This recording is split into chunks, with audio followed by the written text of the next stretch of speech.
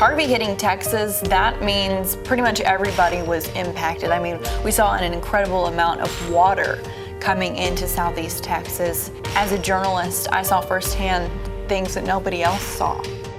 Everybody has that story of what happened to them during Harvey. This one is my story.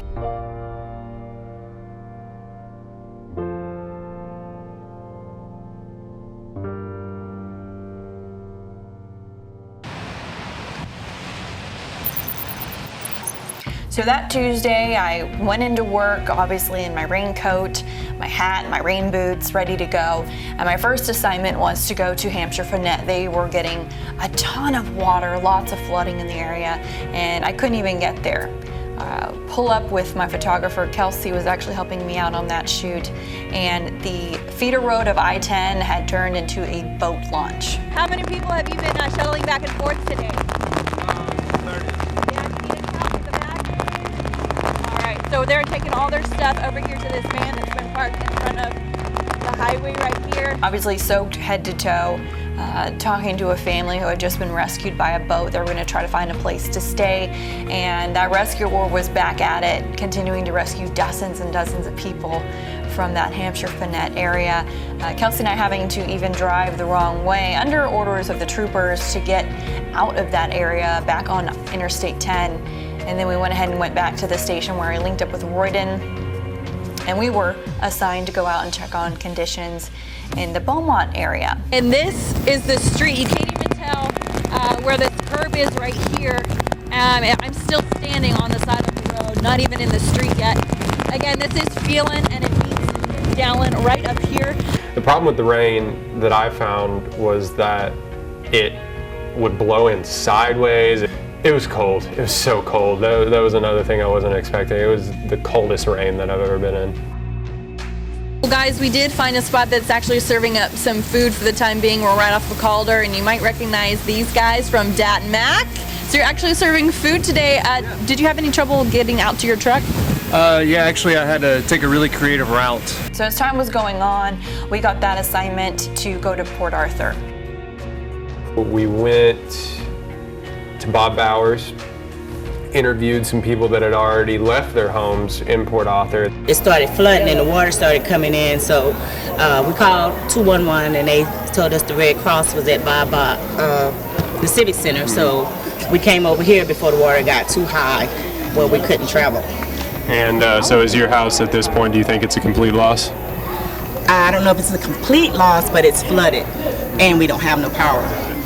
And so I gotta ask though, we got Port Arthur, we got Nederland, and we have Beaumont. Who is taking the cake in Uno? I'm winning. Oh, you're winning? I'm winning right now. That was actually kind of uplifting to see them actually doing that and playing a game, and we just evacuated. Still gray skies this afternoon across Southeast Texas, and here in Port Arthur, the rain still falling at this hour. Luckily dry right now because we're inside the Bob Bowers Civic Center in Port Arthur. Dozens of people pouring in here seeking shelter. The Red Cross is helping out, and a ton of other emergency management departments as well. And the Port Arthur Fire Department has been busy this entire week. They even have guys here at the shelter as well. Joining me now, Battalion Chief Mike Free. You're here at the shelter today. Kind of explain what you and some of your guys are helping with here at the shelter. Well, basically we're here just supporting the operations for the Red Cross, helping them in any way we can. We have brought in and staged some high water vehicles here, school buses and some of our transit buses from the city, and we're putting firefighters on them, and we're actually dispatching them from here throughout the rest of the city to make entry into neighborhoods where normal vehicles couldn't go. And we're going door to door as they call and picking them up, and then we're bringing them out here to the Civic Center for shelter. When I woke up, there was water in the ditches, and it had a little bit of water in the back of our house, and it had a big old alligator in our ditch. Ooh, an alligator. Wow, have you seen that before? I've seen an alligator before, but I've never seen one in our ditch. Our next stop was Motiva. We had heard that the plant was suffering from some flooding, that production was even being impacted to some degree, so we swung by to see what it looked like out there. And we got there and the rain was blinding though. And the the rain coming down here at Motiva, and we're learning from sources close to the plant that they've actually shut down some production here at Motiva today. They've reduced production to about 603,000 barrels per day due to some flooding at the plant. We proceed to try to make it down to the seawall, which in retrospect we should have known we weren't going to be able to do, but we tried anyway. We saw cars stalled out in the middle of the road, and like fire trucks were having a hard time getting through. We can't go any further. We just said, we got as far as we could, and we said, well, we can't make it to the seawall. And by this time the rain had started getting worse and worse and worse. Every passing minute it seemed like it got worse, and it seemed like the winds were starting to pick up a little bit more, and the rain was starting just to fall a little bit harder. Every turn we made down in Port Arthur, there's no light, and we stopped at a tire shop. Now we're gonna go to Leah. She's at the corner of Memorial and 19th in Port Arthur. Leah, what can you tell us? Conditions are deteriorating very quickly here in the south part of the county. My photographer and I actually tried pretty much every single side street possible.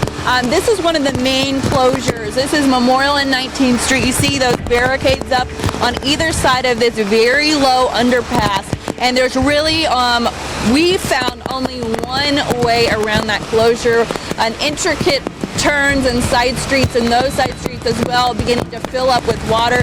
And Memorial, here comes a hazmat response, high vehicle up here.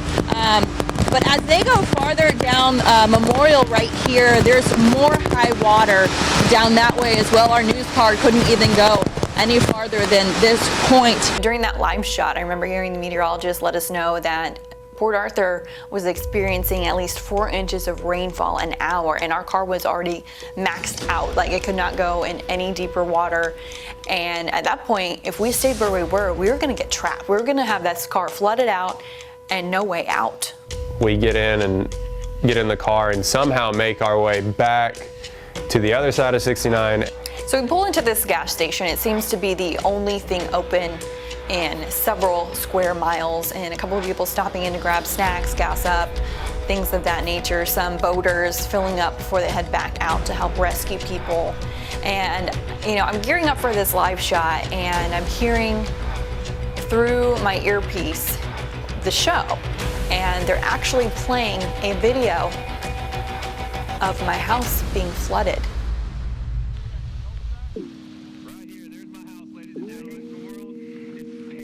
I think that's when it really hit me just how bad the storm was getting. I got to go get my nephew.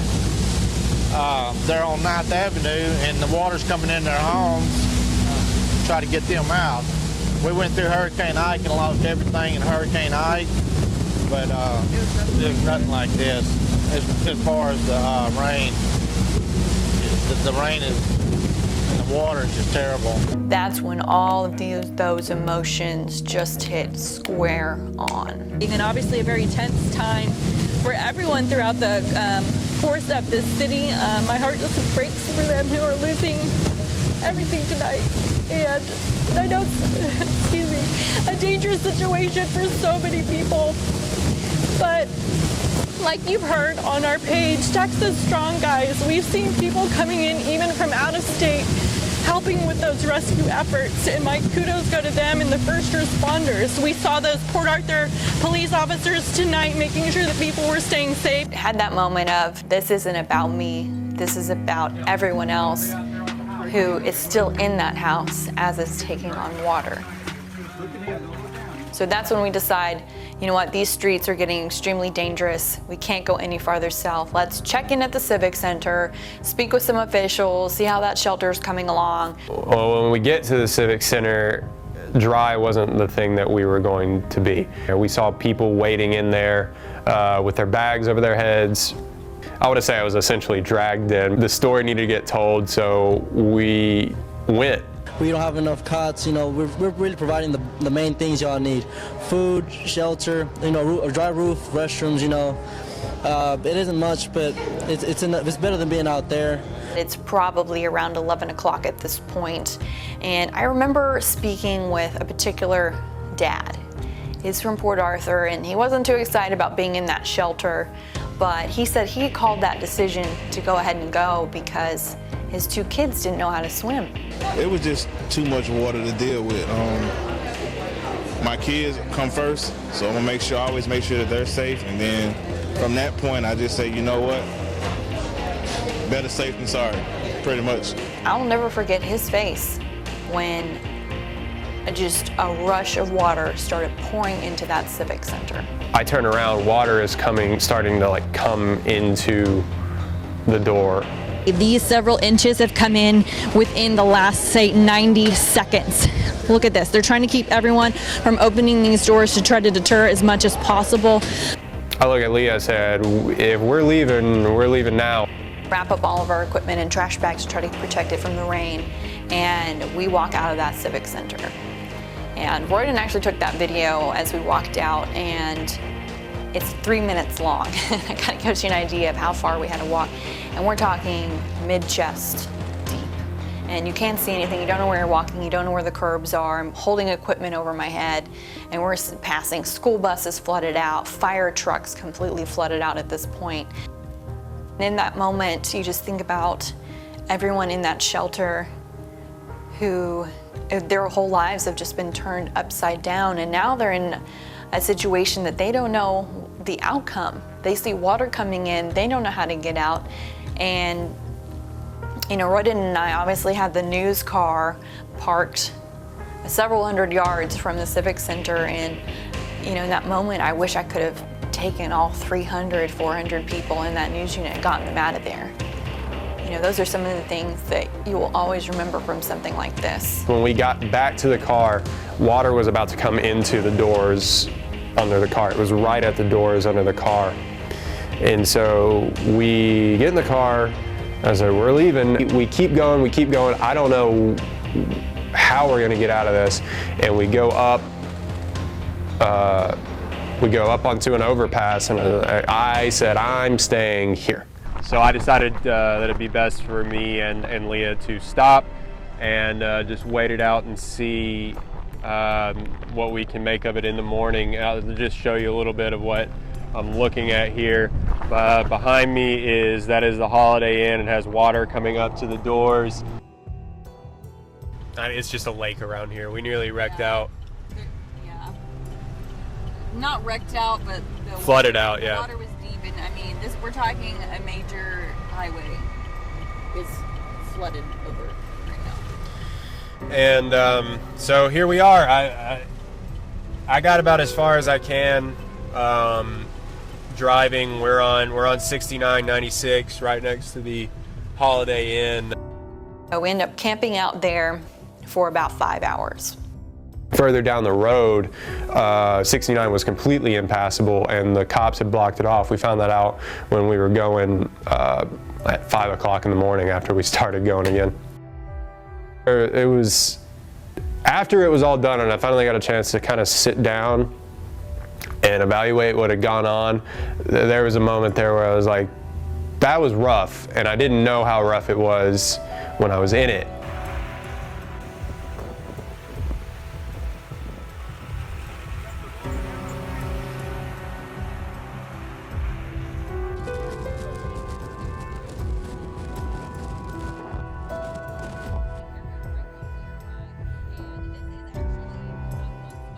I was really thankful that I got to bring some news to people that might not have had it otherwise. And also, even though it was scary, I had my health, I have all my possessions.